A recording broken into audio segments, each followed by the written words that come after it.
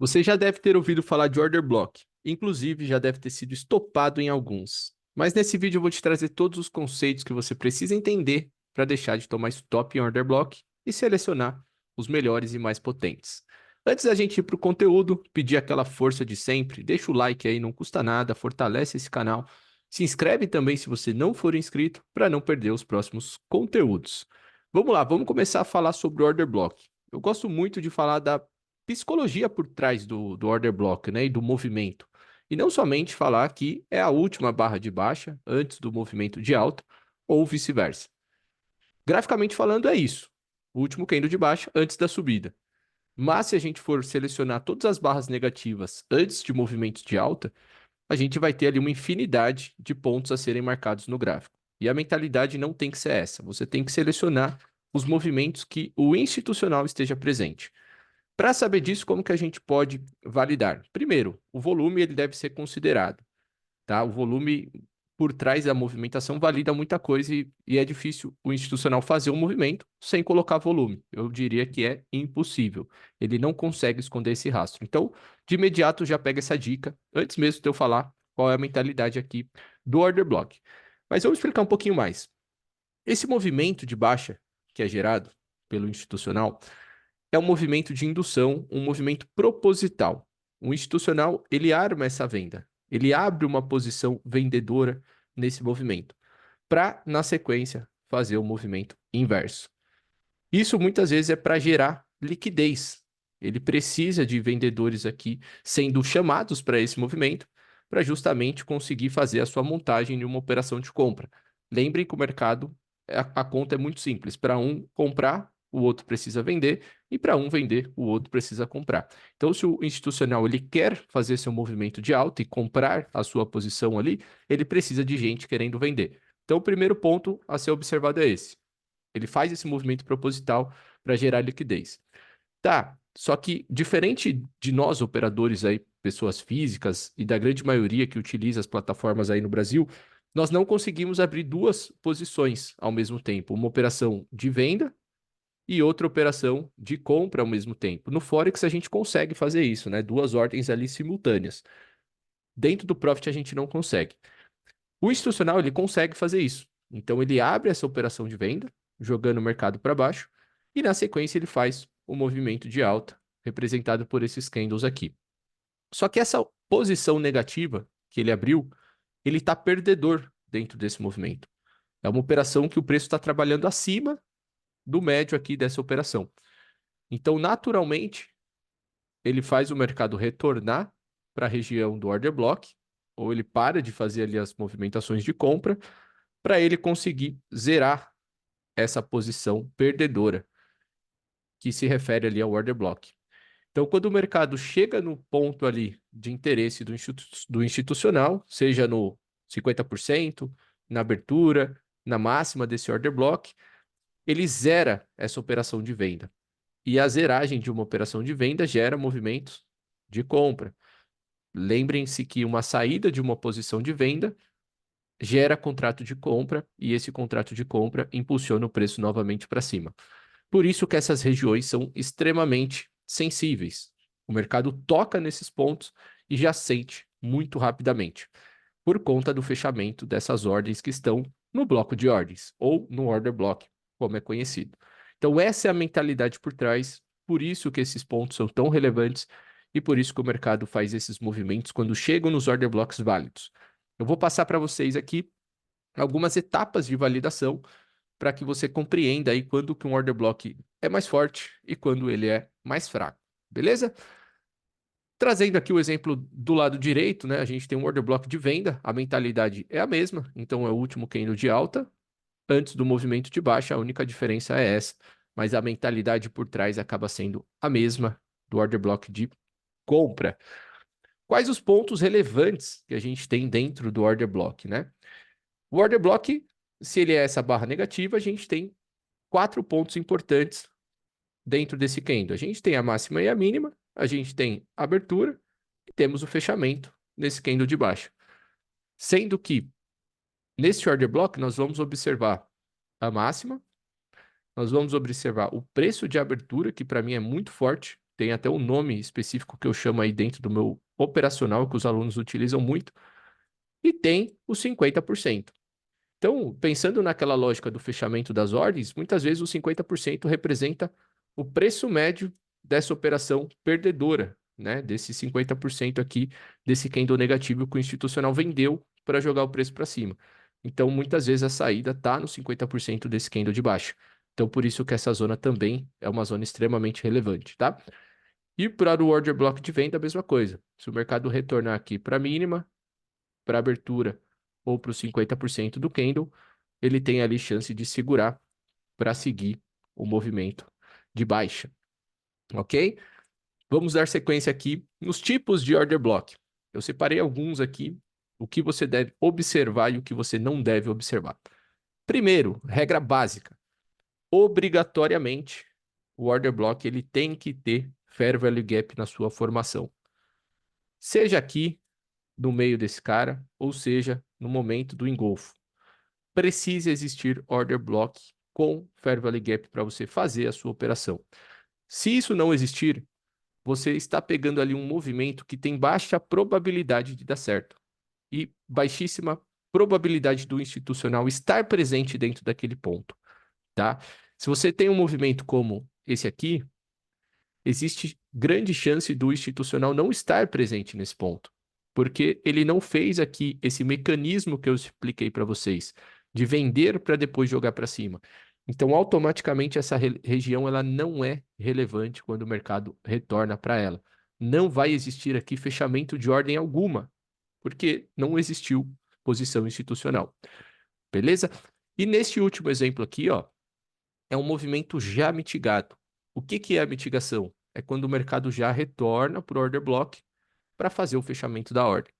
Ele já fez nessa movimentação. Então imagina que você está esperando o preço nesse ponto depois de muito tempo. E aí você marca aqui o order block para você fazer a sua entrada. Só que você não reparou que esse movimento já teve aqui o seu toque, já teve o fechamento ali das ordens no bloco de ordens, e você está querendo ainda que tenha algo a ser fechado. Provavelmente não vai existir e você não vai ver o preço estourando para cima quando ele chegar nessa região. Então, muito atento a esses pontos. Bloco de ordens já mitigado, ordem aqui não executada por institucional, né? Um order block que não é válido, movimento mascado sem Fair Value Gap. E esses dois aqui são os melhores order blocks. Esse primeiro é o que eu mais gosto, né? O modelo aqui que já gera o Fair Value Gap exatamente na formação. Isso aqui valida muito para a gente o movimento institucional.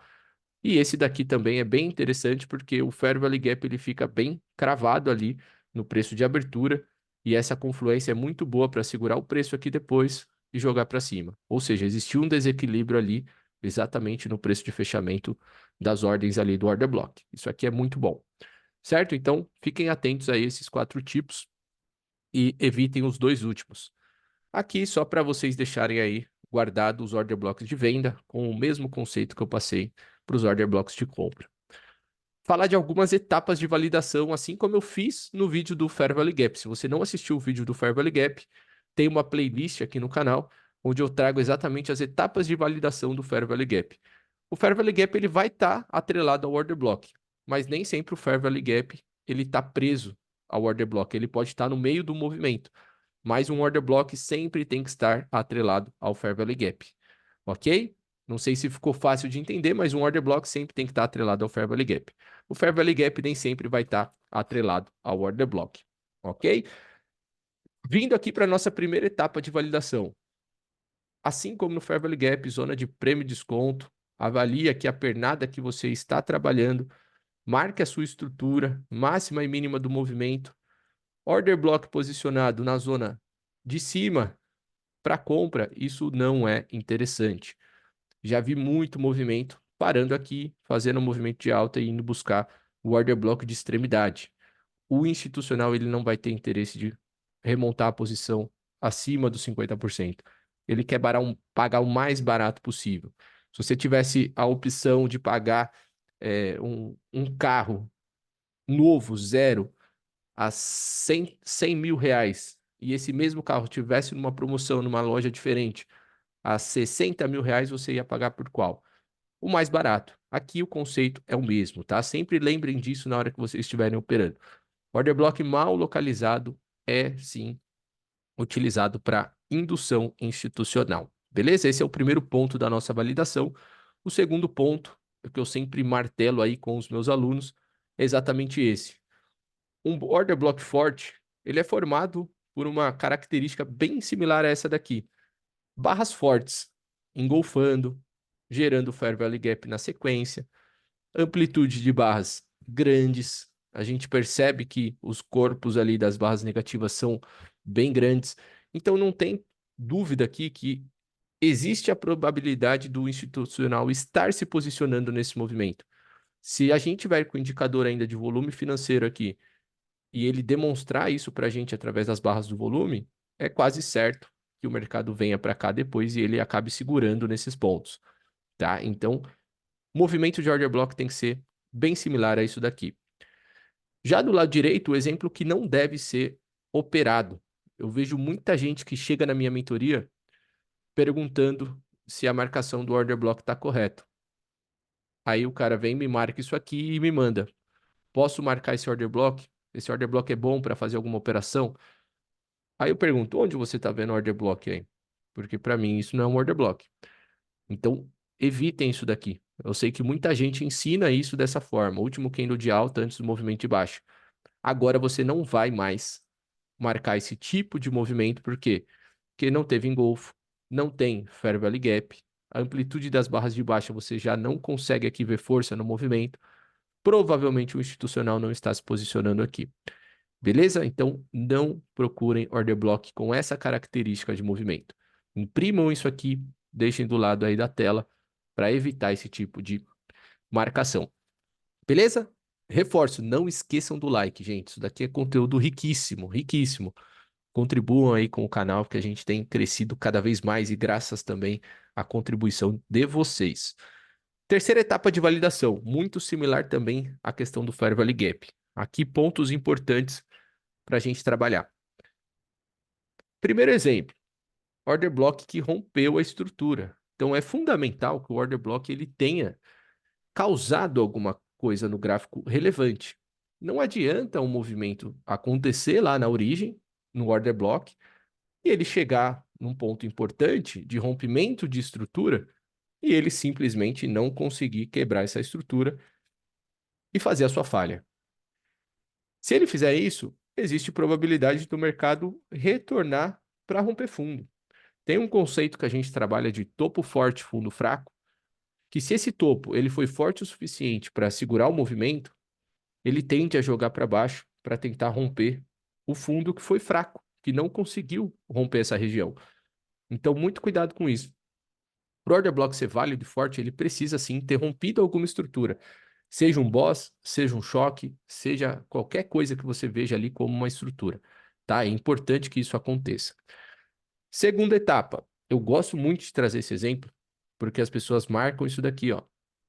Último candle de baixa antes da alta. Tá vendo o engolfo? Aconteceu. Tá vendo o Fair Value Gap? Existe aqui mesmo. Tá acreditando ser um movimento forte, mas isso é um movimento de pullback. Você não está na perna correta.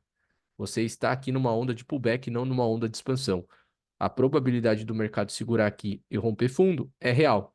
Então não caia nesse movimento de indução na onda de pullback, ok? Prestem atenção nisso. Aqui a gente já tem um cenário já se validando aqui.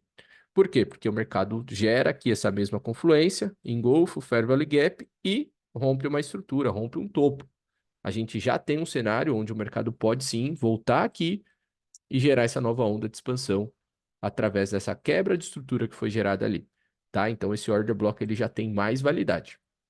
E aqui, por fim, um ponto extremamente importante que muita gente fecha os olhos para isso aqui.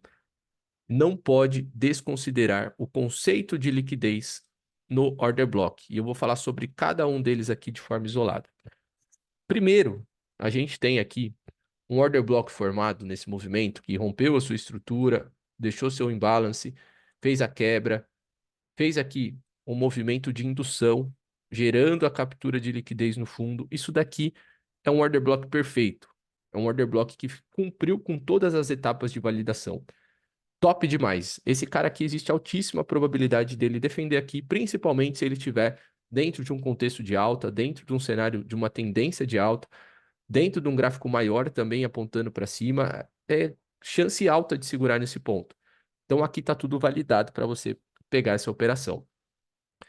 Segunda etapa, se ele não gera essa captura de liquidez no início do movimento, ele tende a gerar essa captura quando ele está voltando fazendo o seu movimento de mitigação. Eu expliquei para vocês que o movimento de mitigação é quando ele volta para fechar as ordens ali do order block, né? Então o order block é esse aqui, o movimento de alta é esse, ele tem a validade igual ao movimento anterior, porque ele rompe a estrutura, ele deixa o Fair Value Gap aqui, faz o seu movimento de alta, porém, ele não fez aqui a captura de liquidez que o movimento anterior fez.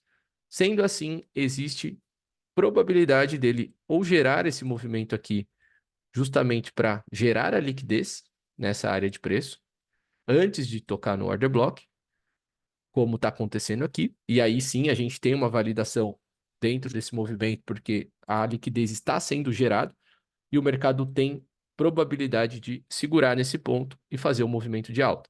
Aqui fica legal quando ele está dentro desse cenário também.